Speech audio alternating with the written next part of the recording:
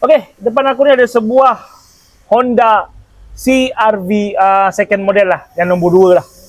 Jadi sekarang ni itu hari aku ada cerita lah pasal injector dia tersumbat. Jadi sekarang ni aku nak buka lah dia punya injector. Belakang ni dia ada plate Ada plate ni. Dia punya cover lah. Jadi kita kena buka lah cover ni. Kita nak buka dia punya injector Sebab apa injector dia tersumbat ni? Sebab dia terbu.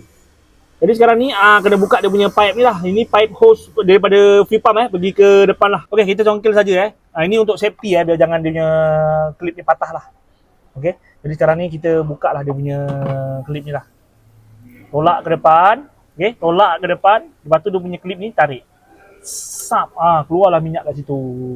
Jadi kat sini dia punya rail untuk injector ni dia menggunakan 10 nut Kita kena ambil lah box 10 nut Kita kena buka lah. Okey, inilah cara buka dia okay, ni dia kena nut 10 lah 2 ni. Jadi sekarang ni kita nak check lah apa masalah dia. Sebab apa?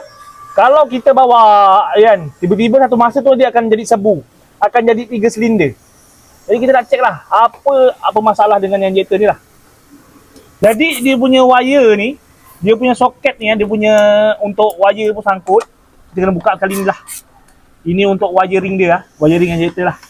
Kerana kita nak bagi dia lapang, kita buka lah ni senang. Okey, setelah kita buka macam ni, nampak sikit lapang sikit. Okey, kita buka lah dia punya soket ni. Okey, 1 soket, 2 soket, 3 soket, 4 soket. Ini soket VTEC controller Kita buka sekali lah sebab dia ngacau lapang sikit. Jadi kita congkel saja sini congkel perlahan lah sebab di depan tu ada oil. Takut oil dia koyak.